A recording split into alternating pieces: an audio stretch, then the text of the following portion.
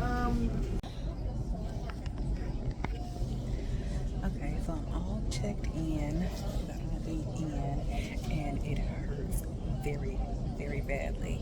Like, it's a large needle, but I'm just waiting for the anesthesiologist to go ahead and get this all started and get it over with. I'm so ready to be done with this and out of pain.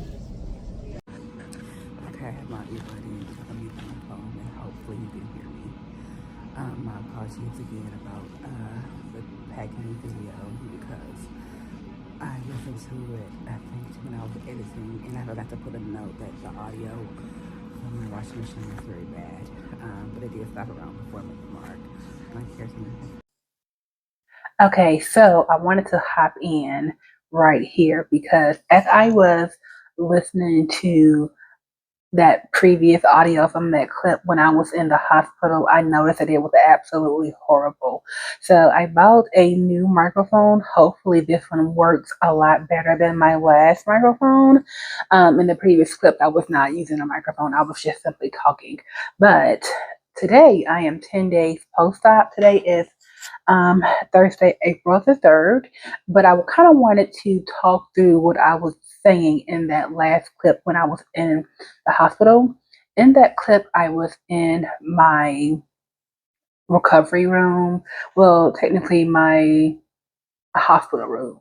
Because at that point, after the surgery, I had already went to recovery. Well, let me back it up. Let me just kind of go from arriving at the hospital until now.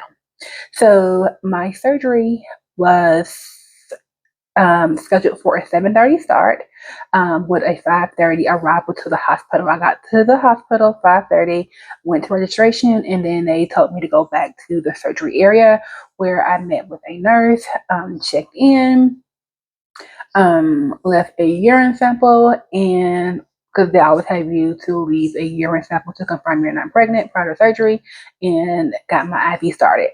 Now, I typically like to have my IVs in my left hand. I have very small, deep veins, so they're not like surface level where they're easy to see.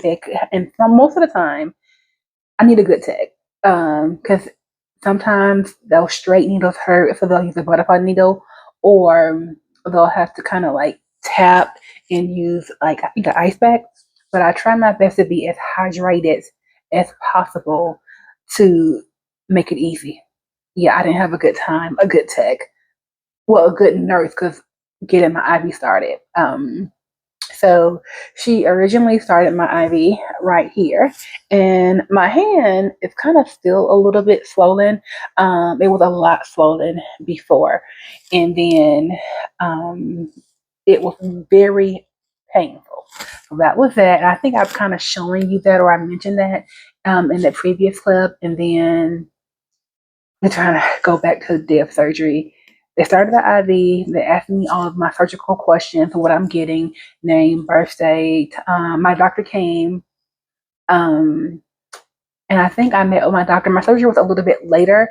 It didn't start at 7:30. I remember I looked at the clock and it was 8:10, and I was talking to my surgeon. Um, Also, I just felt like an ease that day. You gotta pray over your day. You gotta pray over people who are your care staff, and it was just pretty much a breathe and went kind of straightforward for me. I remember they took me back to surgery. I remember getting on the operating table. I had on my robe and I had on the what do you call that? The adult it's not a diaper, it's the period panties that I showed you about what I'm taking with me to the hospital. Had that on, and then I was out. So woke up from surgery and they took me to recovery, and then I was in recovery I think about an hour and a half, and that was maybe around like I remember it was around 11 something, maybe 11:15 or 11:50. It was one of those two times, and then I left recovery as I began to start to wake up. I went to my post-op like surgical area. I think it's called PACU, So that's when I was officially waking up. I did feel pain, but they already knew because I had already gave them a lesson about me and pain and how my previous anesthesiologist for my plastic surgery, look, you got to medicate me because otherwise it's not going to be good. So they did a great job with medicating me, making sure my pain was controlled. I remember I couldn't see all the way, but I could hear. So I remember when I was waking up, I remember them saying, "We're giving you pain medicine." And I don't know what I was saying or doing, but they knew to give me pain medicine. I remember that I couldn't speak, but I can hear, and I couldn't, like, it was like a bright light that was shining over my eyes a little bit because I couldn't see clearly as I was coming out of the anesthesia. And I remember them saying something about my hand, and I think that nurse, she blew the vein. I think that's what they call it, to where my hand was just like, it was, she couldn't get it in. I think my mom said that it was trying to do something else with the IV. Maybe they were trying to move it and they couldn't get it in. And my hand was so swollen, they moved it where I said to put it the first time in my left hand. And I always tell them, you can try to draw blood here, but I prefer you don't. Let's, like, put it right here. This is where it's less painful for me for an IV, and if you have to draw blood, I prefer, like, if you can try to draw blood like here, like you're supposed to do it. If not, if you have to do an IV, like, stick it here, because otherwise, no. And so I'll show you, like, I have a little, well, it's today's out. So I have a little mark. I don't know if probably can't see it there. You probably can't see these, but I was marked up really badly. Here is the mark from, if you can see it there, from where my IV was. I do bruise easily, but I did have the IV in on my left hand, and I was able to, like, it wasn't as painful, and my hand wasn't as swollen as it was previously. So I just remember them giving me medication, moving the IV when I was in the PACU room. And I think that's it. I was kind of in and out of it, and they was telling me, I remember them saying that you were getting ready to move me to my room. I was just there for temporary, and my mom was talking to the nursing staff just to make sure I was good to go. My mom is so sweet. She was on it, like, she just knew, like, do this, do that, and we'll be good.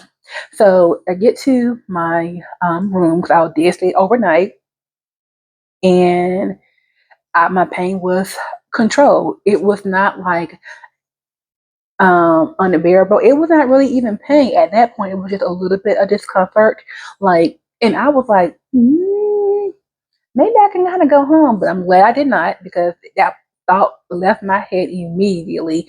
Where I was like, you know what? Let me stay here, like I had planned, like my doctor had planned, because I need to make sure I'm okay. This may be just a temporary moment of fine and a little bit of insanity in that thought, but I'm glad I did stay overnight. It was necessary for me.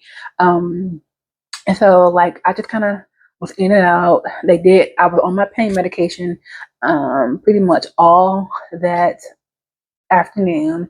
The next time I looked at the clock, I remember it being around one something. And that was pretty much my day for the recovery. I did get up and walk halfway down the hall. I couldn't do the whole hall because I just couldn't do that. The nurse, but it was with the nurse assisting me. I walked halfway down the hall back and forth. I think maybe twice. I don't think it was 3 times. I think it was twice. I did have a catheter in.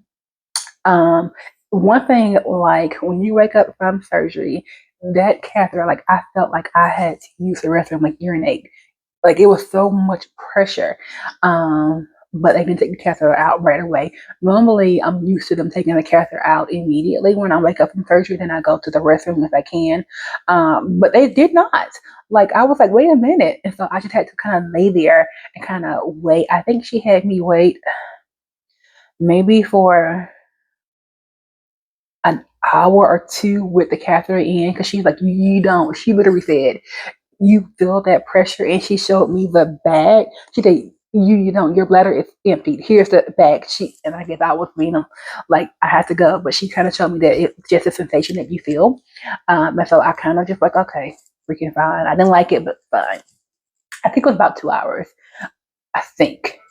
And then when she took the catheter out, I said, "Okay, can we go to the bathroom now?" And she was like, "No, you still don't. You're not ready." And so I had to definitely wait another hour and a half. I do know that hour and a half is correct before I was able to get up out of the bed and go to the restroom, which I knew I had to use the restroom like that whole time, but fine.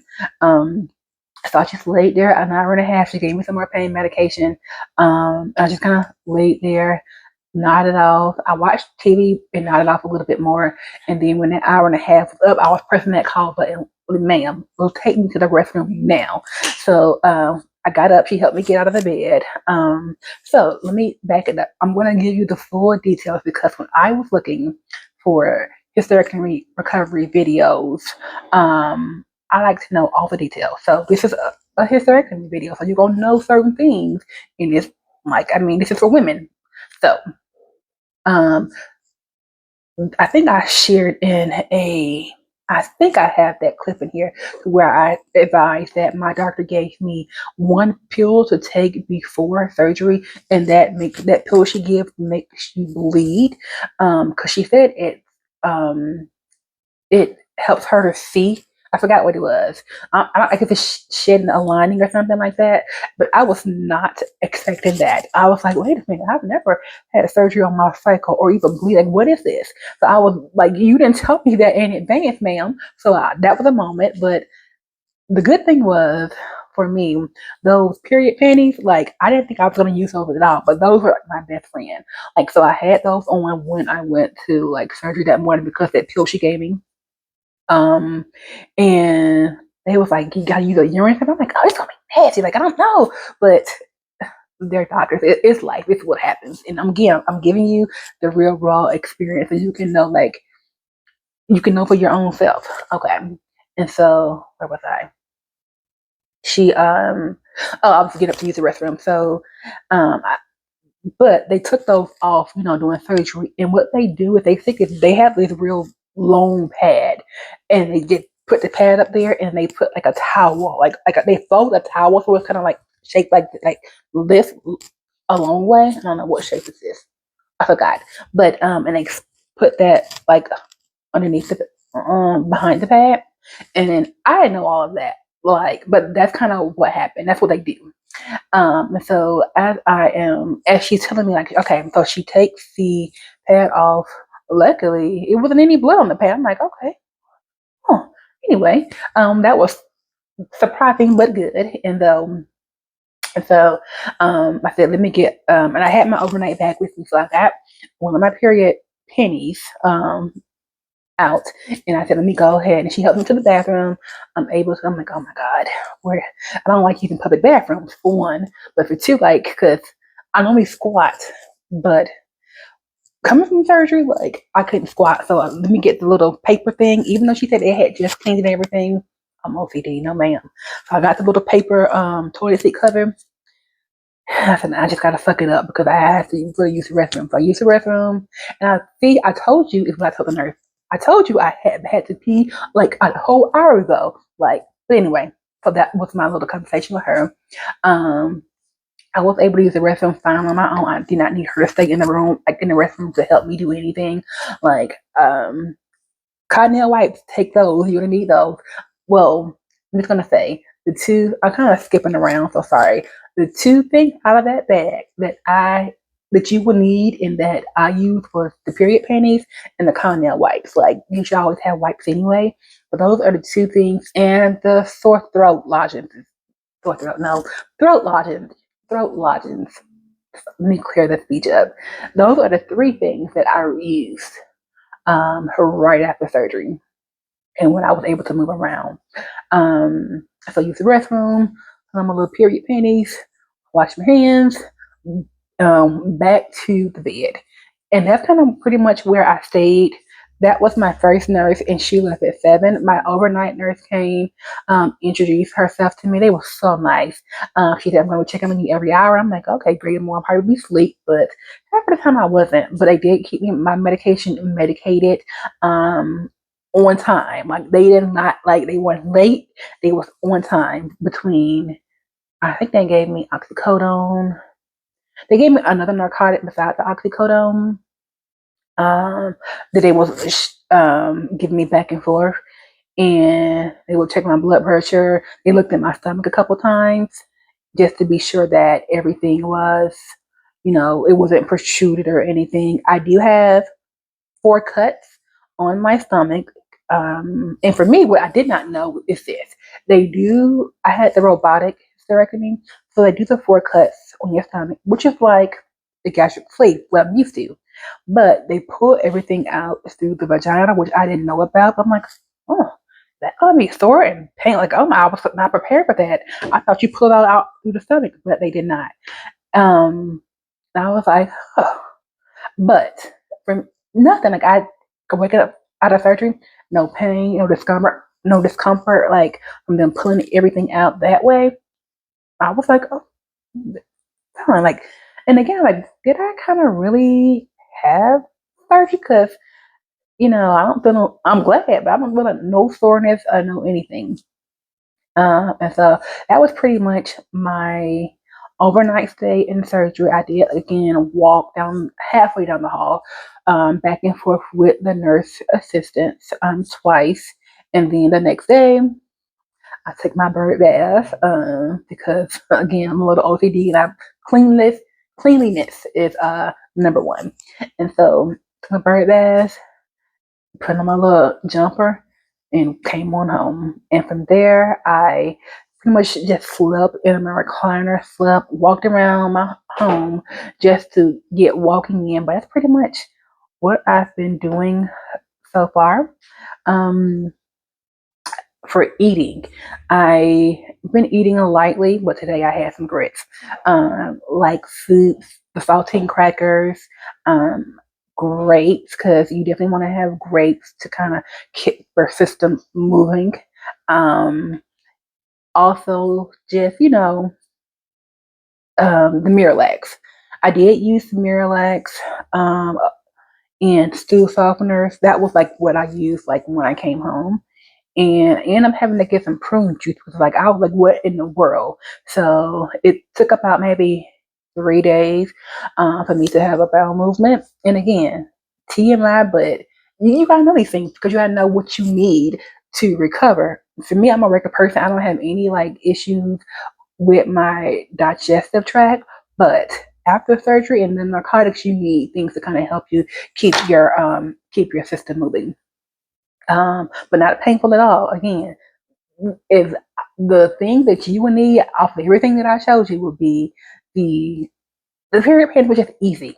Oh, and back to when I was in the hospital, like when I put on the period panties, like after the surgery, I think I had like it wasn't a little bit of bleeding, but that's because they sew it up. They sew. I don't know what you call it. I think it's called a cuff. So for let me kind of back up to, I was not expecting to get a complete total hysterectomy where they removed my cervix. I was expected to keep that, but they removed that too. So they removed the uterus, the fallopian tube, and the cervix. I still have my ovaries. But when they remove the cervix, they have to sew the vagina up, I think, at the top. And they do a cuff. Now, I have not had my post-op visit. This is kind of just what I've learned from my own research. So I'm going to ask this when I go to my doctor just to confirm what I'm saying is accurate. But I do know they did remove the cervix. Um, and the good thing about it, I don't have to worry about cervical cancer. What else? That too. Oh, I was telling you all what I needed, what you need from everything that I had in my surgery bag. This is what I use, like the period panties, the throat lodgings. Take those because again, when I asked for a throat lodging, they didn't have any. And as you can see in the previous clip, when I was trying to tell you my voice was scratchy, it was a little bit irritated. And I had in the hospital room when I was in this last clip, I had a fan on me. So that's kind of why you really can't hear me that well. And I thought you could. And it also had given me oxygen, which is why you saw the oxygen around my nose. So that's that. You'll also need, well, for me, I need a toothbrush. Like, I couldn't and those toothbrush and toothpaste, I didn't use that as soon as I got up. I used those little Colgate tooth little brushes. Because I was like, I couldn't just get out of the bed. So I used those because you talking to people, you don't want people on your face and your breath stink. So I used those little Colgate toothbrush things, like right when I was able to move my hand and I was coherent. And then like a little bit later, once I was in the restroom, I did, of course, brush my teeth and use mouthwash. But that's just something that you will need. And I think that's pretty much it. I kept on that hospital gown the whole time. Um, and I use like my wet wipes, because if they would bring me my tea or like crackers. They kept giving me crackers to have something on my stomach. I wasn't finna go to the restroom every 5 minutes. So after I had, used the restroom and washed my hands, if they was bringing me something, I would use my hand wipes, just to make sure my hands are clean. And that was pretty much all that I used while I was in the hospital. And as you can see, I am back. 10 days. I've changed my hair because the blue was not working for me. I'm feeling kind of back to myself. So that's kind of that's my journey 10 days out. I will share more updates after I go to my post-op appointment about this journey. Thank you so much for taking the time to watch my video. Feel free to drop any questions down below. Have a great day.